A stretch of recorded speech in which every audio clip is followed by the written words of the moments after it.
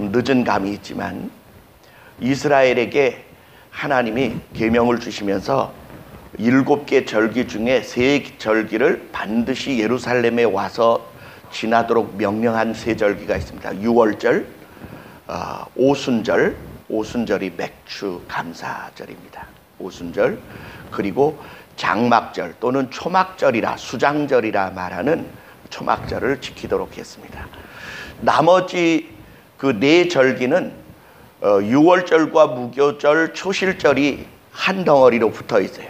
예수님이 죽으심을 당하며 피 흘린 절기가 유월절, 무덤에 들어가신 일이 무교절, 그 다음에 부활하신 절기가 초실절, 이렇게 해서 첫 번째 유월절이 무교절과 초실절과 이렇게 다 뭉쳐져 있어서요. 유대인들은 이스라엘을 그 예루살렘을 방문하게 되면 유월절과 무교절, 초실절을 아울러 지키고 가게 되어 있습니다. 두 번째로는 여름절기인데 이게 보리추수, 밀추수를 하는 때입니다. 그런데 이 밀추수하는 이 추수절을 오순절이라고 하는 이유가 뭐냐면 초실절로부터 50일째 되는 날을 맥추절로 지키도록 명령하셨습니다. 그래서 맥추절의 의미가 뭐냐 이렇게 질문하면 오늘 설교 전체가 맥추절의 중요한 의미를 여러분에게 설명하려고 합니다. 그 다음에 3번째 절기는 이제 그 초막절입니다. 절기 끝날 곧 큰 날에 대회요 성회라 말하는 이 절기가 바로 초막절인데 초막절은 8일 동안 지키도록 되어 있습니다. 그런데 여러분, 이스라엘의 절기 7개 절기는 농사력과 이렇게 연결되어져 있어요. 그리고 예수님도 이 시대의 구분을 말씀하실 때 너희가 넉 달이 지나야 추수할 때가 이르겠다 말하지 아니하느냐, 그러나 눈을 들어 밭을 보라 희어져 추수할 때가 되었다, 이렇게 말씀하신 것은 예수님이 이 야곱의 우물가에서 만나서 대화한 이 여인의 구원의 사건과 사마리아 사람들을 구원한 사건을 추수와 비교하고 계십니다. 그래서 그것을 가르쳐서 추수할 때는 아직 넉 달이 남았다고 말하지만 영적 추수는 이미 시작되었다, 그렇게 말씀하시면서 예수 그리스도가 복음의 씨를 뿌려 멸망당해야 할 영혼들을 구령하는 사건을 추수에 비교하여 말씀하셨기 때문입니다.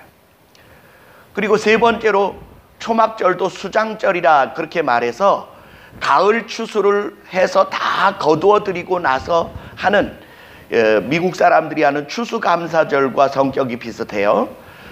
한 해의 농사를 다 마치고 이제 초막절을 거쳐 다음번 6월절 농사가 시작되어지기까지의 겨울철에 안식에 들어가게 되어지는 것을 말씀하고 있습니다. 그래서 여러분, 성경이 7절기가 농사와 관계가 있는 것처럼 연결되어 말하고 있듯이 오늘 우리의 삶이 그와 비슷하다고 하는 사실입니다. 첫째로는 봄, 여름, 가을, 겨울이 있듯이 우리 인생에도 봄, 여름, 가을, 겨울이 있습니다. 그리고 하루에도 새벽, 아침, 점심, 저녁, 밤이 있듯이 우리 인생에도, 우리의 신앙에도, 우리의 삶에 밤과 아침과 점심과 저녁과 또 밤을 만나게 되어지는 사건으로 연결되어져 있다고 하는 사실이죠. 그것은 마치 오늘 우리가 저녁에 잠을 자서 다음날 아침 일어나는 것이 우리의 죽음과 부활과도 연합되어 있다고 하는 사실을 잘 설명하고 있습니다. 그래서 성경은 이렇게 말해요. 의로운 자들의 죽음에 대하여 죽었다 이렇게 표현하지 않고 스데반이 이와 같이 말하고 자니라 이렇게 표현하고 있어요. 그것을 왜 죽었다고 말하지 않고 잔다라고 표현하느냐? 그것이 잠과 죽음, 죽음과 부활, 그리고 죽음과 새 생명이 연합되어 있음을 말하고 있습니다. 그래서 여러분, 보리추수가 우리에게 주는 귀중한 교훈이 뭐냐? 우리가 인생의 한 해의 절반을 살았어요. 우리 그동안 먹고 살았지요. 자, 근데 우리는 보리추수 안 했거든요. 또 밀추수도 아직 안 했습니다. 왜냐하면 농사 짓지 않았으니까요. 그러나 오늘 우리 자신을 돌아봐야 돼요. 우리는 과연 생명의 복음의 씨앗을 얼마나 뿌렸고 얼마나 거두고 있는지를 우리 스스로 점검해 보아야 합니다. 예수님은 이 6 남자를 전전하던 이 여자를 만나서 그에게 하나님의 선물과 생수를 나누어 주시며 그의 죄를 끌어안으시고 그의 간절한 기도의 소원에 응답해 주심으로 하나님의 선물인 구원과 용서와 새 생명과 성령의 기쁨이 그 배에서 강물처럼 솟아나게 했어요. 여기에 하나님의 선물과 다시 목마르지 아니하는 생수를 주리라고 말한 예수님의 그 말씀의 의도가 뭐냐? 첫째로는요, 요한복음 7장 38절로 가면 37절, 38절, 39절로 가면 예수님께서 절기 끝날, 이게 초막절에 하신 말씀입니다. 성전에 서서 가라사대 누구든지 목마르거든 내게로 와서 마시라. 나를 믿는 자는 그 배에서 생수의 강이 흘러나리라. 이렇게 말씀하셨는데 이 말씀은 곧 성령을 가르쳐 말씀하심이라고 말씀합니다. 한번 따라합시다. 우리의 배에서 흘러나올 물을 성령이라 표현하셨다. 아멘. 그러므로 여러분, 이 여인을 잘 보세요. 이전에 목마르는 삶을 살았어요. 그가 목말라서 우물에 물길러 왔지만 그것은 그 여인의 목마른 상황을 보여주는 모습입니다. 영적 상황을 보여주는 모습이에요. 그런데 이 여자가 야곱의 우물가에 와서 물을 기르려다가 예수님을 만나요. 근데 예수님을 만나서 대화하다가 보니까 지금 이 우물물을 먹느냐 안 먹느냐에 관한 문제가 아니라 인생의 진정한 목마름을 해결할 수 있느냐 없느냐의 문제로 대화가 옮겨져 갑니다. 예수님이 말씀하세요. 이 물을 마시는 자는 다시 목마르게 되겠지만 내가 주는 물을 먹는 자는 다시 목마르지 아니하리니 그 배에서 영생하도록 솟아나는 샘물이 되리라. 이렇게 말씀하셔요. 그러니까 이 여자가 말하기를 그 물을 주어 나로 마시게 하옵소서. 내가 다시 목마르지도 않고 여기에 물길러 오지도 않게 하옵소서. 이 말은요, 내 영적인 인생의 목마름도 해결해 주시고 여기에 물길러 올 내 인생의 고통과 괴로움도 좀 끝나게 해주세요. 이렇게 해석할 수 있어요. 그랬더니 예수님이 그 물을 마시기를 원한다면 내 남편을 데려오라. 이렇게 말씀하셔요. 그랬더니 여자가 말합니다. 나 남편 없는데요. 그러자 예수님이 그에게 꾸짖듯 말씀하신 게 아닙니다. 깨우치기 위하여 말씀하십니다. 뭐라고 말씀하시느냐 하면, 그래 내게 남자가 5이나 있었으나 지금 있는 남자도 내 남편이 아니니 남편이 없다 하는 말이 옳도다. 일단 여자가 이렇게 질문합니다. 주여, 내가 보니 당신은 선지자로소이다. 우리 조상들은 이 산에서 예배해야 한다고 말하고 유대인들은 예루살렘 성전에서 해야 한다고 말하는데 어디서 예배해야 나의 이 삶의 문제가, 내 이 죄의 문제가 해결되리까? 그랬더니 예수님이 말씀하십니다. 여기 그리심산에서도 말고 저기 시온산 예루살렘에서도 말고 하나님은 영이시니 예배하는 자들은 신령과 진정으로 예배할지니라. 이제 하나님은 참으로 예배하는 자들을 찾으시는데 사마리아 그리심산에서 예배하는 자를 찾거나 시온산 예루살렘 성전에서 예배하는 자를 찾는 게 아니라 진정으로 성령과 예수 그리스도로 예배하는 자들을 찾으시는 때는 곧 이때다. 그 말은 뭐냐면 내가 머문 이곳이 아버지께서 참으로 예배하는 자를 찾는 장소가 된다라고 말씀하십니다. 지난주에도 말씀드렸듯이 예수님은 성전이시고 대제사장이시고 우리의 죄에 대한 속죄의 희생 양이 되시는 분이십니다. 그래서 그분은 그 여자의 죄 용서받기를 원하는 간절한 마음의 소원을 받아서 자기 안에서 처리하고 그 기도의 응답이 되어주기를 원하셨습니다. 그랬더니 여자가 이렇게 대답해요. 제가 알기로 그리스도라 하는 메시아가 오시면 우리에게 모든 것을 알게 하시리이다. 그랬더니 예수님이 이렇게 대답해요. 우리 한번 따라합시다. 내가 그니라.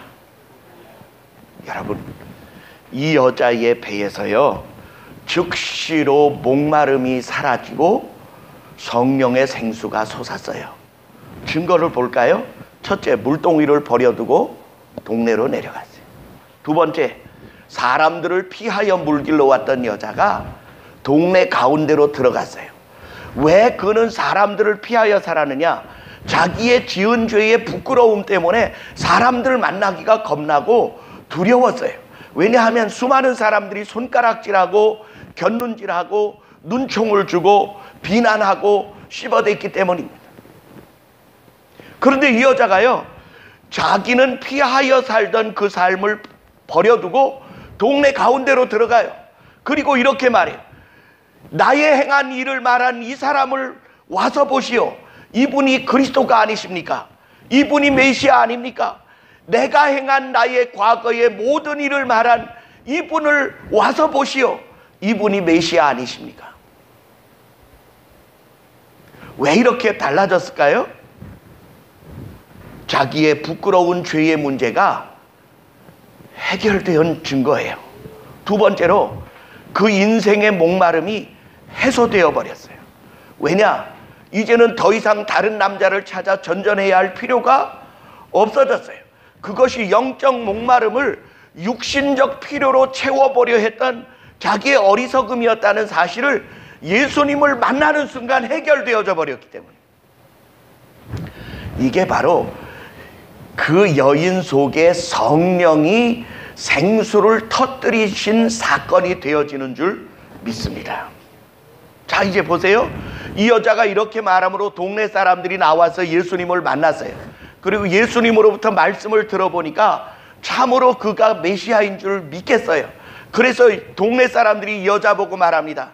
이제는 우리가 너의 말을 믿는 것이 아니라 우리가 그분을 보니 그분의 말씀을 들으니 참으로 그분이 메시아인 줄을 우리가 알겠노라.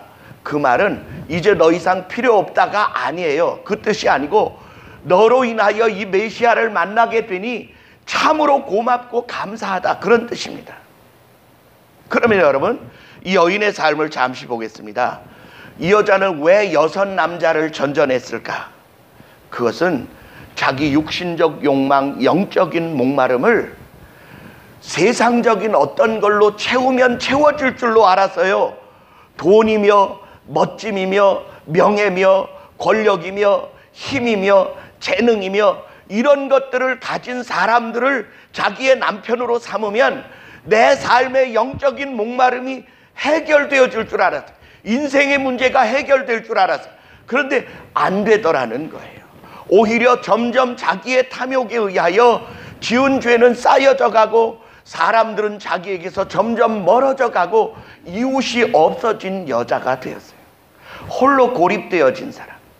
이것이 사단이 사람을 고립시키는 방법이에요. 여러분, 죄를 지으면요 대통령이라도 부끄러워져요.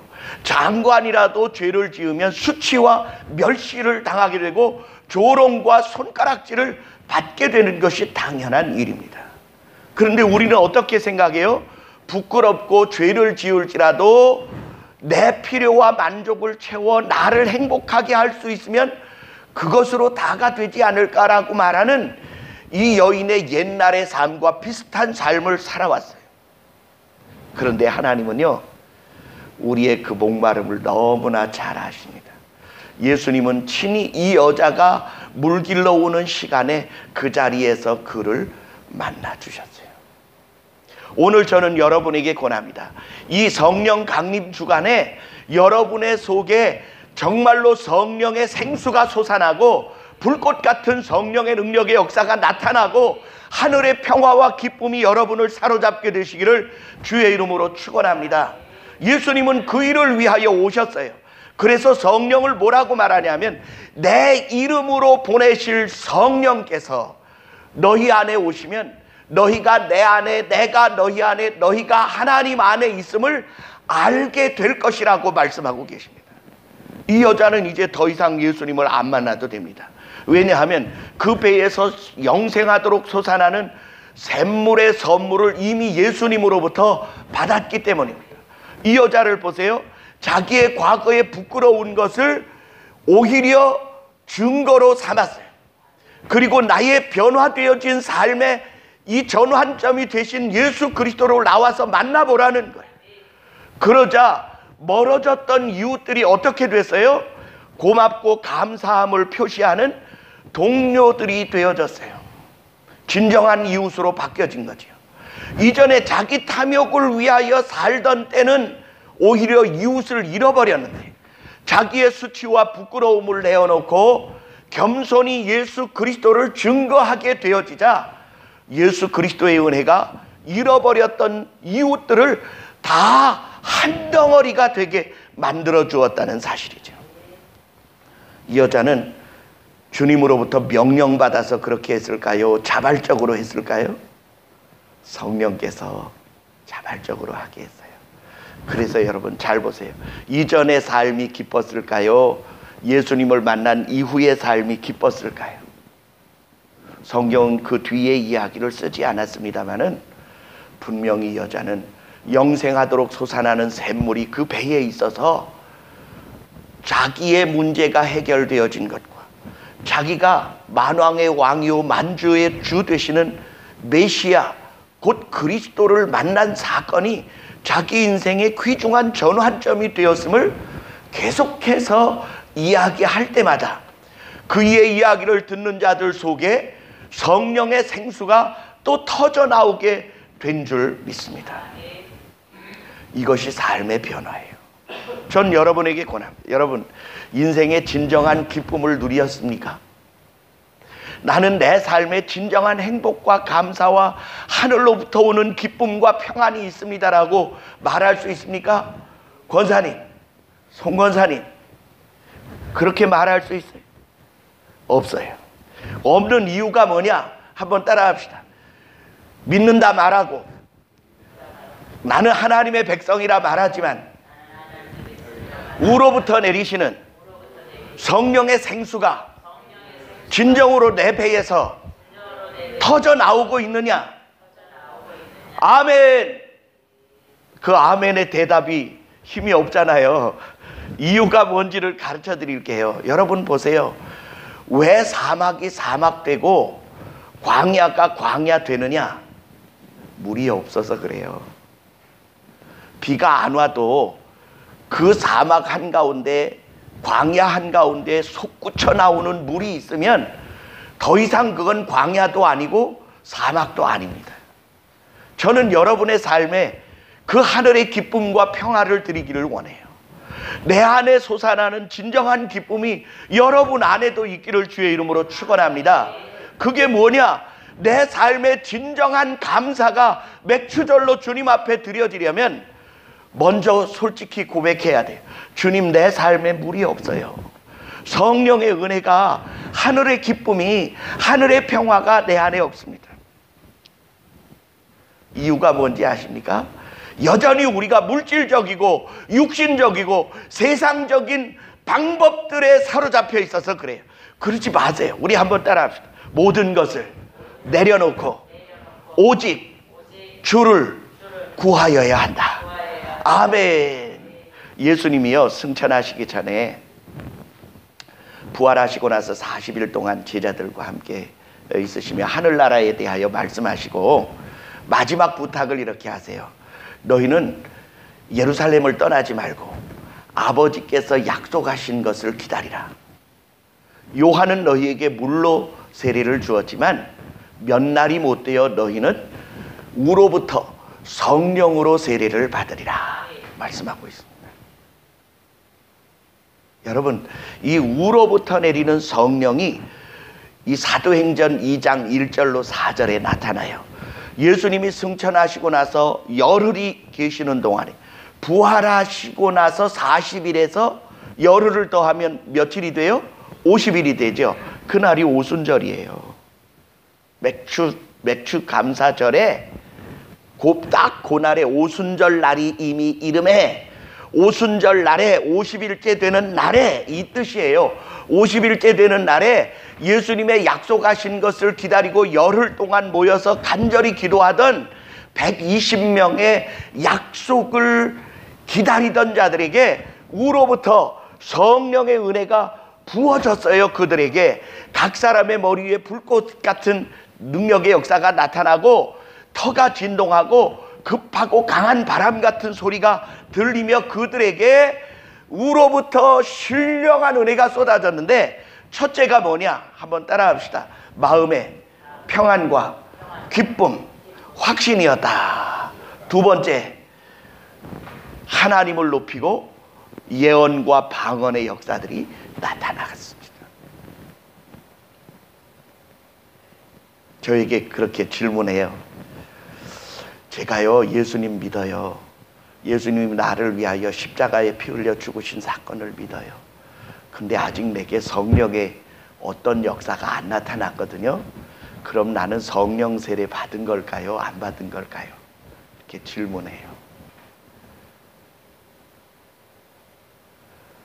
성경에 나타난 성령의 임재 사건은 시끌벅적하게 나타나셨어요. 막 예언하고 방언하고 큰 소리로 하나님을 찬양하며 주의 성령의 임하심을 나타냈어요. 그러나 여러분, 성경에 기록되지 않은 조용하게 임하는 성령의 역사도 동일하게 있습니다. 아멘. 이 여자는 갑자기 방언 안 했어요. 있던 자기 이야기를 사람의 말로 했어요. 그러나 주의 능력이 나타났어요. 왜요? 그 말의 중심에 예수 그리스도가 있었기 때문에. 여러분, 저는 무슨 설교를 하든지 그 설교의 중심이 예수님이 되지 않으면 설교 안 하려고 합니다. 왜냐하면 그건 설교가 아니기 때문에. 그런데 여러분, 오늘 우리의 삶에 성령의 역사가 없이 산다는 것은 별로 평안하지도 않고 기쁘지도 않아요. 그것은 마치 광야와 사막의 길을 걷는 것처럼, 따라합시다, 힘들고 피곤하고 짜증납니다. 계속 그리 살기를 원하십니까? 아니요. 한번 따라합시다. 주여, 나로 계속 메마르게 살지 않게 하옵소서. 아멘. 그래서 찬송가에 이렇게 말해요. 빈들의 마른 풀같이 시들은 나의 영혼, 주님의 허락한 성령 간절히 바랍니다. 그 다음에 뭐예요? 가물어 메마른 땅에 단비를 부으심같이 주여 내게도 성령의 단비를 부어 주옵소서. 아멘. 한번 따라해보세요. 주여 내게도 그 성령을 부어 주옵소서. 부어 주옵소서. 부어 주옵소서. 아멘. 우리 합심해서 1분 동안만 기도합니다.